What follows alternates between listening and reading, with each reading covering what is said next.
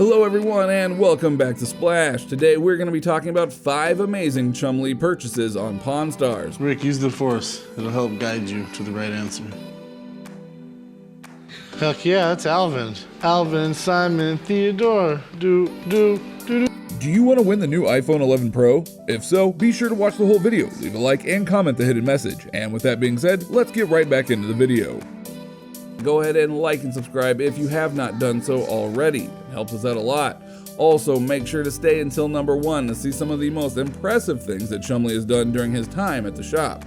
It probably isn't what you're thinking, so without further ado, let's get on to the video. What, you got a problem? What is it, a musket? It's a musketoon. Does it play a song? Can you just fire the damn thing already? Merci beaucoup. Number 5, Tupac's BMW. All right, so this is supposed to be the most amazing car on the planet. It's pretty dang close. I mean, Tupac probably wrote some poems in this thing. Cars are one of the most pawned items, but they are quite tricky to deal with. That's because they aren't easy to sell unless you've got someone who's interested in what exactly it is that you're selling. You can own a piece of history and actually drive it, and it really won't devalue it so much. But this car, because of the connection to a crime and a murder and all that stuff, establishing that value is the tough part. But there are exceptions to this, mainly consisting of classic cars, rare models, or those owned by celebrities. There was a bunch of LA Crips here at the fight, and they got into an altercation. And then later on that night, when they're leaving the fight, car pulls up side. And Chumlee managed to find a car owned by the legend Tupac. And now, if you've never heard of Tupac, well, then you're probably living in a cave. Tupac was a legend in the rap game and caused a lot of waves alongside Notorious B.I.G. However, both musicians were rivals from different coasts. They worked to find rap for years to come, and their deaths bear a lot of historic significance. So any property owned by Tupac is going to cost quite a bit. Now, these are pictures of the car the weekend after this took place on the tow truck, taking it back to California. So it's been a while. She looks a little different. Well, Chumlee had brought Rick along to get a BMW. It may not sound exactly fancy, but when you consider the relevance of this BMW in history, you'll look at it a bit differently. This was the exact car that Tupac was in when the drive-by happened. Guess you didn't expect that one coming. I think you should really think about this. You call Bill up and maybe get some advice from him? All right, I'm gonna do that right now. It had been restored a bit, but the owners had proof that it was the real car. The car was valued at almost $1 million, and even though Rick and Chum were unable to afford the car, Chum proved that he knew a valuable car. At the end of the whole experience, Rick claimed to have learned something from Chum. Well, if you are a fan of Pawn Stars, you know that doesn't happen quite too often. And buy this car. This is hands down the coolest thing we've ever purchased. It's definitely the coolest thing we've ever had a chance to purchase. Number 4, the Chumlee brand. He's known as that lovable goofball on the hit TV show Pawn Stars, but Austin Russell, aka Chumlee, is still a businessman. Now, there's no denying the fact that Chumlee is an idiot, and he has a long list of offenses to prove it. Aside from his questionable and annoying behavior on the show, he's proven to be pretty good at making some hard-earned profit. That made him famous. This is where it will be. Chumlee's Candy on the Boulevard. The sign isn't up yet, but this is where it will be.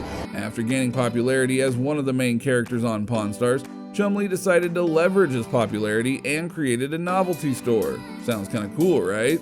Well, this store sold items featuring himself and other members of the pawn shop, and also included things that could be bought by people from all around Las Vegas. Now, this may seem quite simple to do, but it earned him a lot of profit. So for all of his faults, he was pretty smart for seeing the opportunity in branding before anyone else at the shop. The novelty store wasn't the only thing he managed to do. The store will officially open Monday at noon, and it carries everything from taffy to old school candy you don't necessarily find at every convenience store. Chum also opened a candy store across the street from the Gold and Silver pawn shop. By doing this, he was able to take advantage of the traffic that was going into the pawn shop and knew that it was going to bring him business. Some mornings I might come in and open the candy shop by myself early at 10 in the morning if I feel like it. But I'm definitely going to be down here most every day as well. Number 3, a potato. He was thrown at Martin Luther King during the race riots in the 60s. So, my uncle was part of the movement. and he had the potato. One of the most interesting buys to have ever occurred on the show featured Chumlee, and it wasn't due to his idiocy. This time around, Chumlee didn't make a bad buy. Instead, he took a bad buy in an almost meaningless item and made it remarkable. So this guy brought in this potato, said his name was Sean Price. Kind of sketchy looking dude, came in, homely looking guy. Sean came into the gold and silver pawn shop like a man who was looking to sell a potato. Yep, you heard that right. He was a man on a mission to sell a potato. But according to him, it wasn't just an ordinary potato. It's a potato, man, but it ain't just a regular potato. This, it dates back to the 60s. No, it was one in which he claimed was thrown and hit Martin Luther King Jr. Wow. King was one of the most renowned names in the civil rights movement and is noted for his activism to this very day. So if this was true, then Chumlee had come across a jackpot. The only problem was there's no way to really determine the authenticity of this potato, but a deal was still made. Sean asked for $100,000 for his item, but Chumlee bought it at $2.25. Well, not much was heard about the potato since that episode. I could give you the value of this potato for what it's worth, French fries. So we're talking, $2. $2. Number 2, samurai swords. Dude, I'm gonna be fine, Corey. I paid under $5,000 for these. I mean, I was in the building. I was just in my office. What do you know about swords? In this modern age, swords are considered to be obsolete, but also quite valuable. They are treasured by a lot of people around the world and represent a much simpler time before guns and gunpowder. Owning swords is pretty cool as long as you don't hurt yourself, but owning a true antique sword is as rare as it can get. There are people who try to make modern equivalents and pawn them off as originals. Because he thinks he's a samurai expert. So I'm calling in Mike, who actually does know something about samurai swords, and I'm going to find out how much money I lost. So this purchase was a very risky one for Chumlee. A customer brought in 2 samurai swords during an episode, and an excited Chumlee bought them for $4,000 without checking with an expert. Everyone was certain that he had made another erroneous buy, but this wasn't to be the case. However, after an expert checked them, it was revealed that the swords were originals and came from renowned manufacturers dating as far back as the 14th century. It belongs to a swordsmith known as Naganobu. Good news so far? It is good news because he's actually well known and very famous. The pair of swords were valued at $13,000, which was a huge profit considering how much Chumlee had actually gotten them for.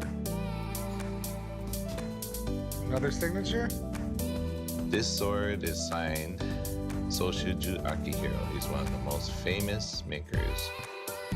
Number 1, Willie Mays uniforms. What do we got? Hey, I got this 61 Willie Mays uniform. I got this jersey with the matching pants underneath. You're bringing me in something here that's amazing. Now this may go down as one of the scams on the show, but surprisingly it wouldn't have happened if they had just listened to good old Chumlee. In a 2012 episode called Free Willy, Corey made the blunder of forking over $31,000 for what he believed was a game-worn Willie Mays San Francisco Giants uniform from 1961. I came to the pawn shop today to sell my Willie Mays uniform. I'd like to sell it today because I'd like to just cash in on it. I've had it sit in the closet, so it's time for it to go. But the red flags of this one were apparent from the jump. For starters, the uniform was pristine, a point not lost on Chumlee and observed. This doesn't look game worn. Willie Mays was a badass. He was sliding around in the dirt and the grass. I imagine there would be a bunch of stains on it. This doesn't look game worn. Willie Mays was a badass. He was sliding around in the dirt and the grass. I imagine there might have been a bunch of stains on it. Pretty good observation there, chum. Also, the seller had no authentication paperwork whatsoever, which is never a good sign. You bring in one of the best baseball players of all time's actual uniform. Correct. Do you have any paperwork or anything with you, or? No, I don't. Okay. Well, it appears that Chumlee isn't a complete idiot and could have potentially saved the shop thousands of dollars. Not too bad if you ask me. $31,000, call it a day.